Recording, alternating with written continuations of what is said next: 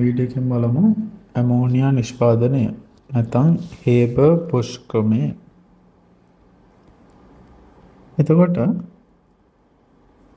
හැම කර්මාන්තයකදීම අපි මුලින්ම බලන්නේ ඒ කර්මාන්තය සඳහා වුණේ අමුද්‍රව්‍ය මොනවද කියලා. ඉතින් ඇමෝනියා නිෂ්පාදනය සඳහා වුණ අමුද්‍රව්‍ය වෙන්නේ N2 සහ H2 වායුන් දෙක. මේ වායුන් ගන්නෙ කොහොමද කියන එක ළමයි හරියට දැනගෙන ඉන්න ඕන.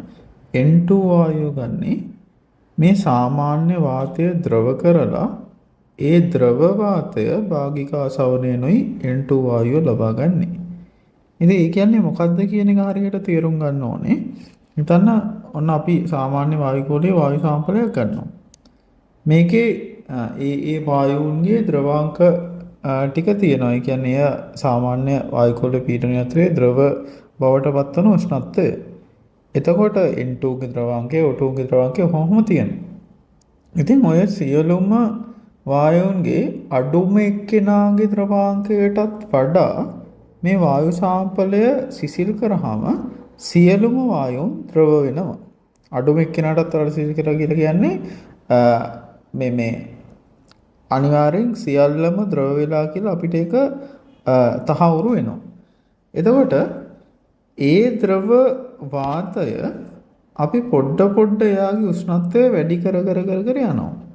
එතකොට ඒ එක්කෙනාගේ මේ බලන්න දැන් මේ ද්‍රවයේ උෂ්ණත්වය වැඩි කර යනවා කියලා කියන්නේ ඒගොල්ලන්ගේ එක එක්කෙනාගේ තාපාංකවලදී ඒගොල්ලන්ගේ ද්‍රවය වාෂ්පය බවට පත් වෙනවා. ඒ කියන්නේ ඔහොම දැන් අඩු උෂ්ණත්වයක ඉන්නවා එයාලගේ උෂ්ණත්වය වැඩි කර යනවා. හිතන්න එක්කෙනෙක්ගේ තාපාංකයේදී එයා වායුව වෙනවා. එතකොට එයාව විතරක් වින් කරගන්න පුළුවන්. අන්න අපි කියනවා වාගික ආසවණය කියලා. තව ඔන්න පොඩ වැඩි කරගෙන තව එක්කෙනෙක් එකක් තියෙනවා එයා වෙන් කරගන්නවා. ඉතින් මේ මිශ්‍රණයේ වෙන් කරගනිද්දී N2 එක තැනකින් O2 එක තැනකින් ඔහොම වෙනවා. ඉතින් හිතන්න N2ත් අපිට මේ විදිහට එක් අවස්ථාවකදී ගන්න පුළුවන්. අන්න ඒකයි මේ ද්‍රව වාතය භාගික අවසානයෙන් කියන්නේ සාමාන්‍ය වාතය ද්‍රව කරලා ඒ ද්‍රව වාතය භාගික අවසානයෙන් N2 ගන්නවා කියලා කියන්නේ. ඔන්න N2 ගන්න විදිය. H2 ගන්න කොහොමද? මේකේ H2 ගන්නේ ස්වභාවික වායුව නැත්නම් CH4 නැත්නම් නැප්තා C6H4 H14 මේ තියෙන්නේ ස්වභාවික වායුව නැත්නම් නැප්තා. ඔය දෙන්නා හුමාලය එක්ක ප්‍රතික්‍රියා කරලා කියන්නේ H2O ගෑස් එක්ක ස්ටීම් එක ප්‍රතික්‍රියා කරලා H2 ලබා ගන්නවා. අපි බලමු කොහොමද වැඩේ වෙන්නේ කියලා. ස්වභාවික වායුව ගන්න මුලින්ම CH4. එතකොට නිකම්ම ද්‍රව ජලය එක්ක ඒ කියන්නේ H2O ලික්විඩ් එක්ක ප්‍රතික්‍රියා කළා මේ වැඩේ වෙන්නේ නැහැ. ප්‍රතික්‍රියා ශීඝ්‍රතාවය වන්නේ H2O ගෑස් එක්කයි වැඩේ වෙන්නේ. කරලා කාබන් මොනොක්සයිඩ් සහ H2 දෙනවා. අන්න H2 ආවා. ඒ වගේම නැප්තා පුළුවන් C6H14 වාෂ්ප මේ හුමාලයක ප්‍රතික්‍රියා කරන කාබන් මොනොක්සයිඩ් සහ H2 ලැබෙනවා. නැවතුලිත කරගන්න 6යි 13යි දාලා පුළුවන්. ඉතින් මෙතනත් H2 ලැබුණා. ඊට අමතරව මේ අවස්ථා දෙකෙන් ලැබුණු කාබන් මොනොක්සයිඩ්ගෙන් තවදුරටත් H2 හදා ගන්න පුළුවන්. ඒ මෙහෙම එයා තවදුරටත් හුමාලය එක්ක ප්‍රතික්‍රියා කරවලා කාබන් ඩයොක්සයිඩ් සහ H2 මෙතනත් H2 ලැබෙනවා. ඉතින් ඔය ආකාරවලින් අපිට H2 ලබා ගන්න පුළුවන්. ඔන්න ඔය විදිහටයි ඇමෝනියා නිෂ්පාදනය සඳහා අවශ්‍ය අමුද්‍රව්‍ය දෙක වන N2 සහ H2 ලබා ගන්න. ඔන්න අමුද්‍රව්‍ය දෙක ලබා ගත්ත ඊට පස්සේ කොහොමද වැඩේ කරන්නේ කියන එක හරියට තේරුම් ගන්න ඕන. ඉතින් අපි ඕනම ළමයෙක් දන්න ප්‍රසිද්ධ ප්‍රතික්‍රියාව මේක අපි සමතුලිතතාව පාඩමේදී නිතරම ඔය උදාහරණ වලදී ගන්න ප්‍රතික්‍රියාවක්. මොකද N2 ගෑස් එකයි H2 ගෑස් එකයි ප්‍රතික්‍රියා කරලා NH3 ගෑස් එක නැත්නම් ඇමෝනියා වායුව හදනවා. මේක තුලිත කරන්න 2යි 3යි දාන්න පුළුවන්. ତර මෙන්න මේකේ මේ දත්ත ටික දැනගන්න ඕනේ. මෙයාගේ එන්තල්පි විපර්යාසය ඉදිරි ප්‍රතික්‍රියාව සඳහා ඍණ 92 කිලෝජූල් මවුලයට කියන එක දැනගන්න ඕන. හරි. එතකොට ඔන්න ඕකෙන් මේ ඇමෝනියා නිපදවීමට අදාළ භෞත රසායනික මූලද්‍රව්‍ය. ඒ කියන්නේ මෙයාගේ උෂ්ණත්ව පීඩන උත්ප්‍රේරක දානවා නම් එහෙම වායුන්ගේ අනුපාත අන්න ඒවා මේ සාධාරණීකරණයට ලක් කරන්න ඕනේ. ඇයි මේ උෂ්ණත්වය පාවිච්චි කරන්නේ? ඇයි මේ පීඩනය පාවිච්චි කරන්නේ කියන එක මෙයාට අදාළව දැනගන්න ඕන. හරි. ඉතින් බලන්න අපි ඉස්සෙල්ලාම උෂ්ණත්වයෙන් කතා කරමු. උෂ්ණත්වයෙන් කතා කරද්දී අපිට පේනවා මේ ප්‍රතික්‍රියාව ඉදිරි ප්‍රතික්‍රියාවනේ අපිට කරගන්න ඕන. ඉදිරි ප්‍රතික්‍රියාව තාපදායකයි. එහෙනම් ලේ චැට්ලිය මූලධර්මයට අනුව වැඩි ඵලදාවක් ලබා දෙන්නේ අඩු උෂ්ණත්වවලින්. දන්නවා තාපදායක ප්‍රතික්‍රියාව දිරවත් කරගන්න පුළුවන් අඩු උෂ්ණත්ව පාවිච්චි කරලා. හැබැයි දැන් අඩු උෂ්ණත්ව පාවිච්චි කරනවා කියලා මේ ලේ චැට්ලිය මූලධර්මයට අනුව අඩු උෂ්ණත්ව පාවිච්චි කරන එක හිතකරයි. අනිත් පැත්තට මෙන්න මේ සමීකරණ අර ස්වයං සිද්ධතාවයේ සම්බන්ධ අපි තාප රසායනයේ පාවිච්චි කරන සමීකරණය ගලන්න. මේකෙන් delta H negative delta S ඒ කියන්නේ එන්ට්‍රොපි වෙනස බලන්න වායු අණු ගණන 4කින් වායු අණු 2ක් හැදිලා වායු අණු ගණන අඩු වෙලා ඒ කියන්නේ එන්ට්‍රොපි වෙනස ඍණ නේ එහෙනම් ඍණයි මේ ඍණයි වැඩි වුණාම මේ සමස්තය වරණ ධනාගයක් එනවා. අනිත් පැත්තට උෂ්ණත්වය අඩු වෙනවා කියලා කියන්නේ මේකේ ධන බව අඩු වෙනවා. ධන බව අඩු වෙනවා කියලා කියන්නේ මේ සමස්තයේ ඍණ බව වැඩි වෙනවා. ඒ කියන්නේ උෂ්ණත්වය අඩු කරද්දී ඩෙල්ටා G ටික ටික ඍණ වෙනවා. ඒ කියන්නේ ටික ටික ඍණ වෙනවා කියලා කියන්නේ අපි දන්නවා ඩෙල්ටා G කියන එක ඍණ වුණොත් තමයි එයාගේ ස්වයංසිද්ධතාවය වැඩි වෙන්නේ. එහෙනම් උෂ්ණත්වය අඩු කරද්දී මේ ප්‍රතික්‍රියාව ඉදිරි ප්‍රතික්‍රියාවේ මේ ස්වයංසිද්ධභාවය වැඩි වෙනවා කියලා අපිට එනවා. ඒතර ලේ චැට්ලිය මූලධර්මයෙන්ුයි මේ ස්වයංසිද්ධතාවයේ පැත්තෙනුයි ඒ දෙකෙන්ම කියන්නේ අඩු උෂ්ණත්ව හිත කරයි කියලා. හැබැයි ගැටලුවක් තියෙනවා. ගැටලුව වෙන්නේ මේ චාලක රසායනය සම්බන්ධ අපි කතා කරන સિદ્ધාන්ත. මොකද්ද?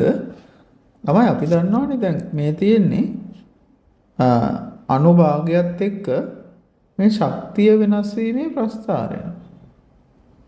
මේකේ හිතන්න මේ තියෙන්නේ ඇක්ටිවේෂන් එනර්ජි නැත්තම් සක්‍රියන ශක්තිය. මේ තියෙන සක්‍රියන ශක්තියට වඩා වැඩි ශක්තියක් තියෙන අනුභාගය. උෂ්ණත්වය අඩු කරාම වෙන්නේ මේ අපේ මේ ප්‍රස්ථාරය බලන්න මෙන්න මේ විදිහට වෙනව නේද?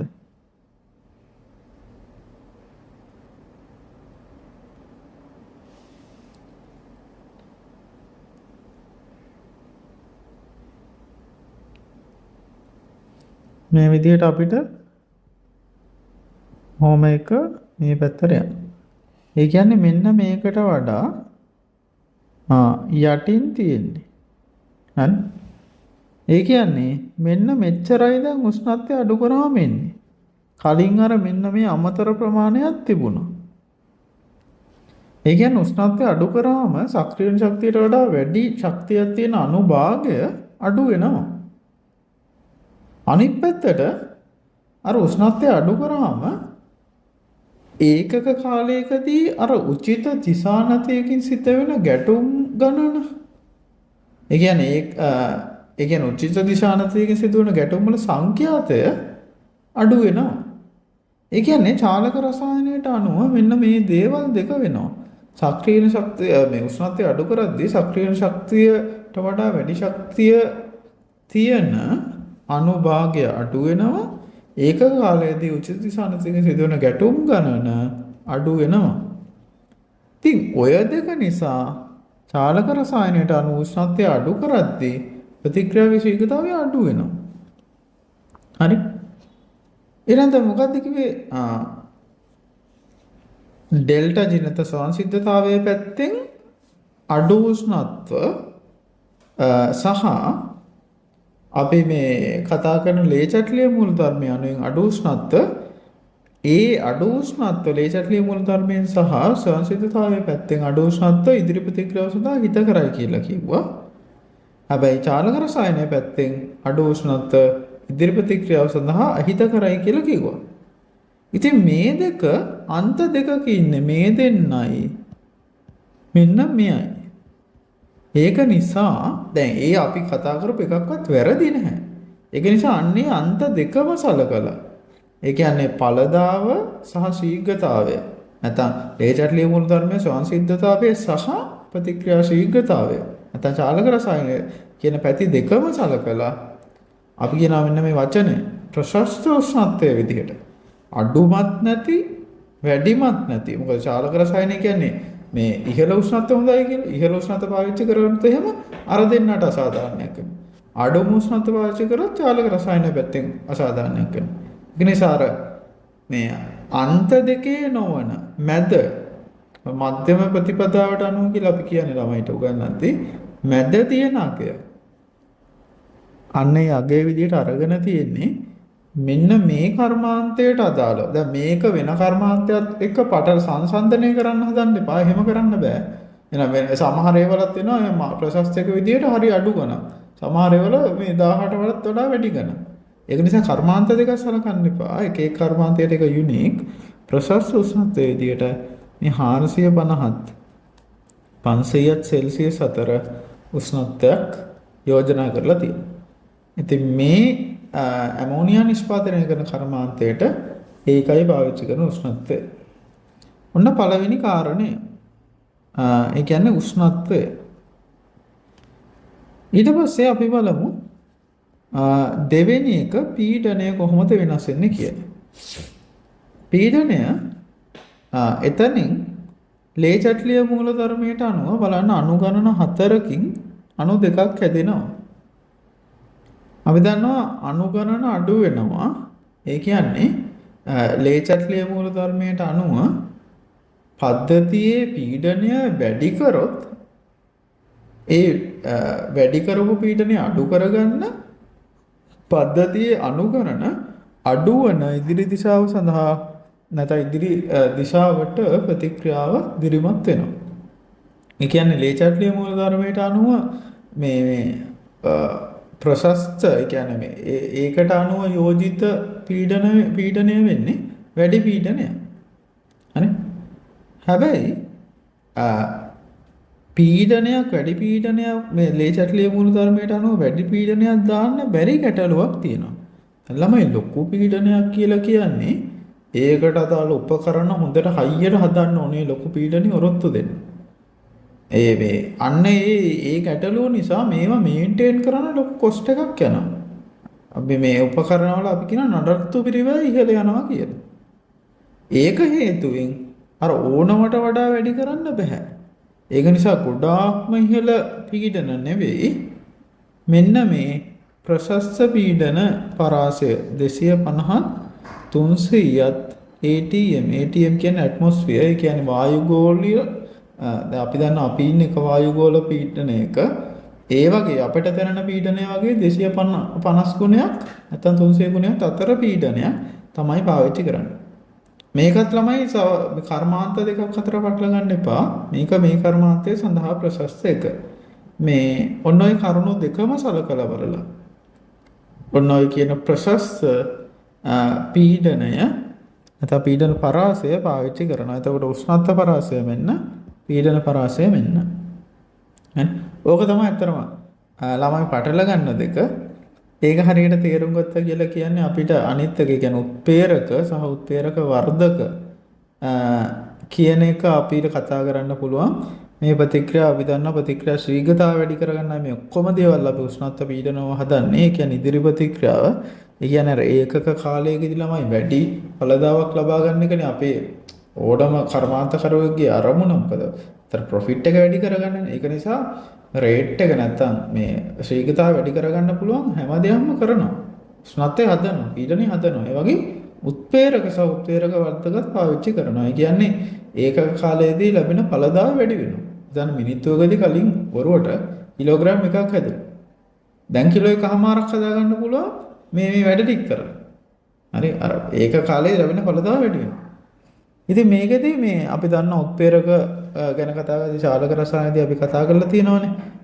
මොකද්ද උත්ප්‍රේරක මගින් කරන්නේ මෙන්න මෙයා EA මේ ඇක්ටිවේෂන් එනර්ජි නැත්නම් සක්‍රීයන ශක්තිය අඩු විකල්ප මාර්ගයක් ඔස්සේ ප්‍රතික්‍රියාව යවලා ප්‍රතික්‍රියාවේ ශීඝ්‍රතාවය වැඩි කරලා දෙනවා. ඉතින් මේ ප්‍රතික්‍රියාව සඳහා පාවිච්චි කරන උත්ප්‍රේරකය වෙන්නේ Fe යකඩ නැත්නම් යකඩවල ඔක්සයිඩයක් වෙන Fe2O3 කියන දෙකෙන් ඕන එකක් පාවිච්චි කරන්න පුළුවන්. ඉතින් ඒ හේතුවෙන් පැහැදිලිනේ ඊයේ අඩු වෙනවා කියලා කියන්නේ ඔන්න ඒකට දාලා තියරි එකත් මතක් කරලා දෙන්න අවශ්‍ය නම් ඔන්න ශක්ති සටහන මෙන්න කලින් EA the activation energy කියන අදහස. දැන් සක්‍රීය ශක්තිය අඩු විකල්ප මාර්ගයක් ඔස්සේ ආපු නිසා ඒ මාර්ගයට අදාළ එක්කෙනා EA dash කියලා ගන්නවා.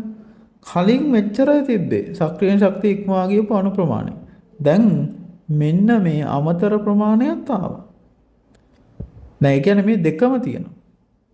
එච්චර මේ දෙක එකතුවක් වෙන අනුභාගයක් තියෙනවා. ශක්‍රීය ශක්තියට වඩා ශක්‍රීය ශක්තියට වඩා වැඩි වෙනවා අපි දන්නා ප්‍රතික්‍රියාවක් වෙන්න නම්. ඒකත් එක්ක අර මේ නිශ්චිත දිශානතියක නැත්නම් උචිත දිශානතියකින් සිද්ධ වෙන ගැටුම ඒකත් තියෙන්න ඕනේ. එකක් තමයි ශක්‍රීය ශක්තියට වඩා වැඩි වෙන්නේ.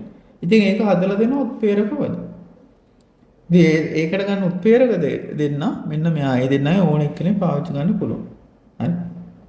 මේකත් එක්ක උත්ප්‍රේරක වර්ධක අපි කියන කැටලිටික් ප්‍රොමෝටර්ස් කියලා අන්න ඒකත් පාවිච්චි කරන ඒකෙම උත්ප්‍රේරක වල උත්ප්‍රේරණ හැකියාව වැඩි කරනවා. උත්ප්‍රේරක වර්ධක විදිහට පාවිච්චි කරන්නේ මේ K2O සහ ඇලුමිනියම් වල ඔක්සයිඩය උත්ප්‍රේරක වර්ධක විදිහට පාවිච්චි කරනවා. හරි.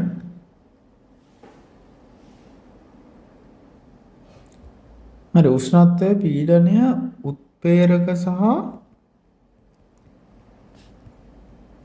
උත්ප්‍රේරක වර්ධක ගැන කතා කරා. මේ සාන්ද්‍රණය කියන කොටසත් බලමු. අපිට පේනවා මේකේ මේ ස්ටොයිකියෝමිතික සංගුණක අතර අනුපාතය N2 සහ S2 අතර මේ 1:3යිනේ. මෙතන 1 තියෙනවා මෙතන 3. 1:3. ඉතින් මේ ස්ටොයිකියෝමිතික සංගුණක අතර අනුපාතයෙන්ම ප්‍රතික්‍රියා කරන එක හරි වැදගත්. අනුපාතය කියලා කියන්නේ මෙයාගේ ඝන මීටර වලින් දැම්ම කියලා හිතන්න 1 ඝන මීටර දැම්ම නම් මෙයාගේ 3ක්ම දාන එක වැදගත්. ඇයි? දැන් මේ තියෙන ස්ටොයිකියෝමිතික සංගුණක අතර අනුපාතය. ඒ කියන්නේ අර මේ ලිමිටින් රියැක්ටර් කියන්නේ මේ සීමාකාරී ප්‍රතික්‍රියාවක් විදිහට කවුරුත් හැසිරෙන්නේ නැහැ. මොකද්ද මේකේ අරමුණ? හිතන්න මේ ස්ටොයිකියෝමිතික සංගුණක අතර අනුපාතය වෙන 1:3ට වඩා වෙනස් අනුපාතයකින් N2 සහ S2 මිශ්‍ර කරා කියලා හිතන්න. එහෙම වුණොත් එහෙම ළමයි මේ අමුද්‍රව්‍ය අපත යන්න පුළුවන්. හිතන්න 1:4 අනුපාතයෙන් ප්‍රතික්‍රියා කරා කියලා. දැම්මා කියලා. එහෙනම් එකක් එක්ක ප්‍රතික්‍රියා කරන්නේ මෙයාගේ 3ක් විතරයි. මේ අමතර එකක් අපත යනවා. අපරාධෙන්. හරි? ඒ කියන්නේ මේ අනිත් පැත්තට අපත යන්න පුළුවන්. ඒක එක කරුණක්. අනිත් පැත්තට මේ වැඩිපුර පාවිච්චි වෙන ප්‍රතික්‍රියකයේ දැන් මම මේකට උදාහරණ නම් H2 මෙන්න මේ 1 කියන ප්‍රමාණය අන්න එයා මේ උත්ප්‍රේරකයේ තියෙනවානේ. ඒ උත්ප්‍රේරකයේ පෘෂ්ඨයට වැඩිපුර අධිශෝෂණය වෙන්න පුළුවන්. ඔය අධිශෝෂණය කියන එක චාලක රසායනයේ කතා කරන කොටසක් අපි දන්න ප්‍රතික්‍රියක උත්ප්‍රේරක පෘෂ්ඨ වලට එක්කේ නෙමෙයි. ඒ ක්‍රියාදාමයක් වෙනවා. එතන අපි අවස්ථා තුනකින් කතා කරන්නේ. ඒක අපි ඒක ගැන කතා කරන්න වෙලාව නෙවෙයි මේක. අධිශෝෂණය කියලා එක පියවරක් තියෙනවා. ඒ අධිශෝෂණය වෙන එක S2 වැඩිපුර වෙනවා. හැබැයි දැන් ප්‍රතික්‍රියක සියලුම ප්‍රතික්‍රියක ඔය අධිශෝෂණය ක්‍රියාව, ඒ කියන්නේ N2 සහ S2 කියන දෙකම උත්ප්‍රේරක පුෂ්ඨයත් එක්ක අධිශෝෂණය කියන එක වෙන්න ඕනේ. හැබැයි දැන් S2 ගිහිල්ලා මෙයාගේ මේ උත්ප්‍රේරක පුෂ්ඨ ටික අල්ල ගන්නවා. එහෙම වුණාම N2ට ගිහිල්ලා අධිශෝෂණය වෙන්න පෘෂ්ඨයක් නැති වෙලා යනවා. නැත්නම් එයාගේ අධිශෝෂණය වීමේ හැකියාව අඩු වෙලා යනවා. ඒක නිසා උත්ප්‍රේරකයේ දැම්මත් ප්‍රතික්‍රියාවේ ශීඝ්‍රතාවය අඩු වෙනවා. ඔය කරුණු දෙක නිසාම අමුද්‍රව්‍ය අපතේ යන්න පුළුවන් සහ අනිත් ප්‍රතික්‍රියක නැත්නම් ලිමිටින් රියැක්ටර් සීමාකාරී ප්‍රතික්‍රියයට එයාගේ තියෙන අර අධිශෝෂණය වීමේ හැකියාව අඩු වෙන්න ඔය කියන මේ කරුණු දෙක නිසාම මේ සාන්ද්‍රණය නැත්නම් මේ ස්ටොයිකියෝමෙත්‍රි සංඝාතන අනුපාතයෙන්ම මේ දෙන්න මිශ්‍ර කරන එක ඉතාම වැදගත්. හරි. ඉතින් ඔය තියෙන්නේ සාන්ද්‍රණය කියන කරුණ. ඔය කරුණු ටික තමයි මේ භෞතික රසායන මූලධර්මය වලට අදාළව දැනගන්න ඕනේ මෙයාගේ ප්‍රතික්‍රියාවේ. මෙන්න මේක දැන් ඔය අපි ඇමෝනියා හදා ගන්නවා. මේකෙන් පස්සේ කතා කරනකොට හරි ඇමෝනියා හදා ගන්න මේ ඇමෝනියා හදාගත්ත එක කොහොමද වෙන් කරගන්නේ? ඉතින් මෙන්න මෙයා දැන් ඔන්න ඇමෝනියා යම් ප්‍රමාණයක් හැදිලා තියෙනවා සමතුලිතයන් නිසා මෙයා යම් ප්‍රමාණයක් හැදුණු අවස්ථාවක වුණත් N2 H2 සහ NH3 කියන තුන් දෙනාම ඉන්නවා. එතකොට මෙන්න මේ ඒ තුන් දෙනාම ඉන්න මිශ්‍රණේ ඇමෝනියා යම් හොඳ ප්‍රමාණයක් අපිට අවශ්‍ය ප්‍රමාණයක් හැදුනට පස්සේ අන්නේ මිශ්‍රණයේ උෂ්ණත්වය මේ ඇමෝනියා වල තාපාංකය වන -34.3 සෙල්සියස් දක්වා අඩු කරනවා. හරි. අපි දන්නා වායුන් ටික යාගේ තාපාංකයට ලං වුණාම ද්‍රව වෙනවා. හැබැයි දැන් S2 සහ N2 ගත්තොත් එහෙම මෙතනදී බලන්න ඇමෝනියා ගෑස් එක ඇමෝනියා ලික්විඩ් වෙනවා. හරි. හැබැයි N2 සහ S2 වල තාපාංකය ගත්තොත් එයාලගේ තාපාංක මේ -34.3ට වඩා අඩුයි. ඒ කියන්නේ මේ තවත් ඍණ පැත්තේ තියෙන්නේ. එහෙනම් අර අඩු උෂ්ණත -34.3 සෙල්සියස් කියන උෂ්ණතයේදී ඇමෝනියා ලික්විෆයිඩ් ද්‍රවීකරණය වුණත් මේ දෙන්න N2 සහ S2 දෙන්න ගත්තොත් ඒ දෙන්න වායුන් විදියටයි තියෙන්නේ. හරි. ඔන්න ඔය කරුණු දෙක නිසා පද්ධතිය උෂ්ණත්වය මේ උෂ්ණත්වයට වත් කරාම N2 සහ S2 දෙන්නගෙන් ඇමෝනියා විතරක් ද්‍රවය විදිහට අපිට වෙන් කරගන්න පුළුවන්. ඉතින් අන්න ඒ විදිහට වෙන් කරගෙන තමයි අපේ මේ ඵලය නැත්නම් මේ කර්මාන්තයේ ප්‍රධාන අරමුණ වෙන ප්‍රධාන ඵලය වෙන ඇමෝනියා වෙන් කරගන්නේ. එහෙම වෙන් කරගත්තට පස්සේ ඉතුරු වෙන වායුව තියෙනනේ මේක. දැන් පද්ධති උෂ්ණත්වය කීයද මේක? ඒ උෂ්ණත්වය දැන් ආපහු කීය දක්වා වැඩි කරගන්නවද? අපි මේ කර්මාන්තය කරන උෂ්ණත්වය වෙන 450ත් 500ත් සෙල්සියස් කියන උෂ්ණත්වය දක්වා මේ දෙන්නගේ උෂ්ණත්වය වැඩි කරනවා. ඒ වැඩි කරාම ඊට පස්සේ ඒ වැඩි කරලා අර පීඩන උත්ප්‍රේරක වර්ධක දුන්නාම අර වගේම කලින් වගේම සමතුලිතව සිද්ධ වෙලා ඇමෝනියා හැදෙනවා. හරි. ඉතින් ඔය විදිහටයි ඇමෝනියා හැදෙන ඇමෝනියා වෙන් කරගෙන නැවත මේ සම්පූර්ණ කර්මාන්තය කන්ටිනියු වෙන්නේ. ඉතින් මේක දිගින් දිගටම කරනවා. ඉතින් කර්මාන්තයට අදාළ පියවරවල් සහ ඒකට අදාළ භෞතික රසායන මූලධර්ම නම් එච්චරයි. අපි බලමු අවසාන කොටස විදිහට මේ හැදුන ඇමෝනියා වල ප්‍රයෝජන මොනවද කියලා. මෙයා ළමයි අපි ඉස්සරහට කතා කරන තව කර්මාන්තයක් තියෙනවා නයිට්‍රික් අම්ලය HNO3 හදන්න ඇමෝනියා. අපි කියනවා මේ හේබර් බොෂ් ක්‍රමයෙන් හදාගත්ත ඇමෝනියා පාවිච්චි කරනවා කියලා. මෙයාව හදාගන්න එක අමුද්‍රව්‍යයක් තමයි ඇමෝනියා කියලා කියන්නේ. ඒ වගේම පොලිමර්ස් ගැන අපි කතා කරද්දී ඒ කියන්නේ බහු අවයවක ගැන කතා කරද්දී නයිලෝන් හදන්නත් මේ ඇමෝනියා පාවිච්චි කරනවා. ඒ වගේම මේ රබර් කිරි කැටි ගහන්න අම්ලයක් පාවිච්චි කරනවා. එහෙනම් කැටි ගැසීම වළක්වන්න භස්මයක් පාවිච්චි කරන්න ඕනනේ. අපි දන්න ඇමෝනියා වලට අනිත් පැත්තෙන් භාෂ්මික ලක්ෂණ තියෙනවා. එහෙනම් රබර් කිරි කැටි ගැසීම වළක්වන්න ඇමෝනියා පාවිච්චි කරන්න පුළුවන්. හරි. ඔන්න ඔය වගේ උදාහරණ නැත්නම් ප්‍රයෝජන කීපයක් මතක තියාගන්න ඕන. ඔය ප්‍රයෝජන පොඩ්ඩක් මතක තියාගන්න. අර හේතුවක් එක්ක මතක තියාගත්තොත් වැඩේ පහසුයි. නැත්නම් අර ගැඹුරු මතකයට අපි කියන ඩීප් මෙමරි එකට යනවා. මේ ටික තමයි ඇමෝනියා නිෂ්පාදනයට අදාළ හේබර් බ්‍රෝස් ක්‍රමය නැත්නම් ඇමෝනියා නිෂ්පාදනය.